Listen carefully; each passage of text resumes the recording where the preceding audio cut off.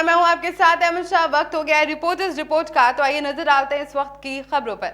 खबर जालौन से है, जहां प्रदेश सरकार के दर्जा प्राप्त राज्य मंत्री बाबूराम निषाद का बेतुका बयान सामने आया है। जी हां, आपको बता दें कि केंद्रीय गृह राज्य मंत्री अजय मिश्र टेनी द्वारा लखीमपुर में पत्रकारों के साथ की गई अभद्रता को लेकर जालौन पहुंचे मंत्री बाबूराम निषाद ने कहा कि केंद्रीय मंत्री किसी के साथ अभद्रता कर ही नहीं सकते।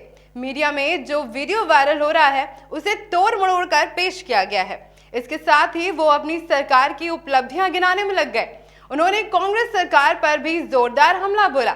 बता दें कि प्रदेश सरकार में दर्जा प्राप्त मंत्री बाबूराम निषाद जालौन के उरई पहुंचे थे, जहां उन्होंने बीजेपी पदाधिकारियों संग बैठक की। इसके बाद पत्रकारों से बात करते हुए उन्होंने प्रदेश और केंद्र सरकार की उपलब्धियां गिनाई। वहीं पत्रकारों द्वारा केंद्रीय गृह राज्य मंत्री अजय मिश्र टेनी द्वारा लखीमपुर में पत्रकारों के साथ की गई अभद्रता के मामले में पूछे गए सवालों पर मंत्री ने पत्रकारों को ही दोषी ठहराया और वीडियो वायरल को झूठा बताया। माननीय गृह मंत्री जी के द्वारा किसी का अपमान, किसी को गलत शब्द संभव ही नहीं है। अब कारण क्या है, विषय क्या है, उस विषय की गहराई उन्होंने 2 मिनट की वीडियो में 8 बार पत्रकारों को बुरा भला कहा। वो वीडियो कई तरीके से तोड़ मरोड़ कर जोड़ा गया, जोड़ घटाकर चलने का विषय भी आता है। 4.5 साल आप गरीबों की तरफ नहीं देखे, आप 3 महीने बचे हैं तब आप राशन, तेल, घी, चावल सब दे रहे हैं, तो 4.5 साल की आप पूर्ति का 3 महीने में कर लेंगे। उत्तर प्रदेश में और इस जिले में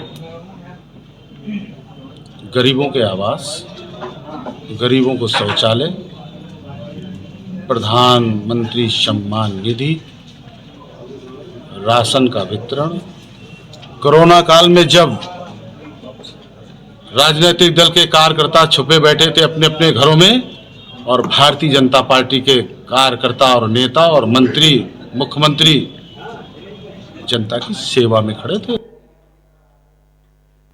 खबर झांसी से सामने आ रही है, जहां शहर के देरी रोड पर समाजवादी युवजन सभा द्वारा एक बैठक का आयोजन किया गया। बैठक में बतौर मुख्य वक्ता समाजवादी युवजन सभा के प्रदेश अध्यक्ष यश भारती शामिल रहे। इस मौके पर उन्होंने सरकार पर बुंदेलखंड क्षेत्र को विकसित करने के नाम पर जनता के साथ धोखा करने का आरोप लगाया। यश भारती ने कहा कि भाजपा की केंद्र और राज्य सरकार नहीं चाहती कि बुंदेलखंड क्षेत्र विकसित हो। बेहतर स्वास्थ्य सेवाएं, शिक्षा और सुरक्षा बुंदेलखंड को मिल पाए। यहाँ के युवा शिक्षा और रोजगार के लिए पलायन कर रहे हैं। कोविड काल में बिजली का बिल जमा करने के लिए जो छूट दी गई थी उसे भी अब पेनाल्टी लगाकर वसूल किया जा रहा है, जबकि उन्हें महामारी से उबरने के बाद भी छूट की जरूरत है। आज समाजवादी पार्टी के माननीय युवजन सभा के प्रदेश अध्यक्ष का प्रथम नगर आगमन हुआ है। समाजवादी पार्टी के कार्यकर्ताओं ने बढ़ चढ़कर उनका स्वागत किया है और उनके दिखाए मार्गों पर चलने का प्रण किया है। और बहुत सारे साथी ऐसे हैं जो समाजवादी पार्टी की विचारधारा से थे लेकिन पार्टी की मुख्य धारा से नहीं जुड़े हुए थे। आज बहुत सारे साथियों ने समाजवादी पार्टी की सदस्यता ली है और ये विश्वास दिलाया है कि समाजवादी पार्टी के दिए हुए निर्देशों का पूर्णता से पालन करेंगे। आज मीटिंग रखने का उद्देश्य ये था कि छतरपुर ज़िले के साथियों से मुलाकात हो, उनको अपनी कार्य योजना बताएं कि आगे हम कैसे काम करना चाहते हैं, उनको क्या दिक्कतें आई उन पे बात करना चाहते थे। और जो बुंदेलखंड की जो मुख्य समस्या है पलायन, उसको कैसे हम रोक सकते हैं, सरकार के ऊपर हम कैसे दबाव बना सकते हैं या सोती हुई सरकार को कैसे जगा सकते हैं, उस पर हमने चर्चा करने के लिए ये साथियों की बैठक बुलाई थी। और उसी पे आज बात रख रहे थे कि यहाँ मुख्य समस्या जो है पलायन के कारण है कि शिक्षा अच्छी नहीं है, स्वास्थ्य सुविधाएं अच्छी नहीं है और युवाओं के लिए रोजगार नहीं है। तो ये पलायन यहाँ से होता है। दूसरा, सरकार ने कोविड काल में जिस तरीके से बिजली के बिल माफ़ किए थे, लेकिन कोविड काल जो थोड़ा सा कम हुआ तो अब बिजली के बिल वापस आने लगे और उस पर बड़ी ज़ोर शोर से पेनल्टी लगा करके लोगों को वसूली की जा रही है। तो ये कोविड काल में छूट देने का ये झूठा प्रचार जो भारतीय जनता पार्टी की सरकार ने किया था, उसको भी हम बेनकाब करना चाहते हैं जनता के बीच में। और जो ये पेनल्टी लगाई जा रही है इसको तत्काल माफ़ करें, और जो महंगे बिजली बिल आ रहे हैं उसको भी माफ़ करना चाहिए, क्योंकि इस समय हर व्यक्ति आर्थिक तंगी से गुजर रहा है और सरकार के जो दायित्व होते हैं कि आर्थिक सहयोग नहीं कर सकते तो कम से कम किसी तरीके का दबाव ना बने। खबर जालौन से सामने आ रही है, जहां एसपी ने जालौन को क्राइम मुक्त करने का बीड़ा उठाया है। बता दें, अपर पुलिस अधीक्षक के निर्देशन में उरई कोतवाली पुलिस ने मुखबिर की सूचना पर घेराबंदी कर 2 मोटरसाइकिल चोरों को गिरफ्तार किया है। वहीं गिरफ्तार किए गए चोरों की निशानदेही पर चोरों की 8 मोटरसाइकिलें भी बरामद की गई हैं। गिरफ्तार किए गए चोरों के खिलाफ जालौन के अलावा भी अन्य कई जिलों में मुकदमे दर्ज हैं।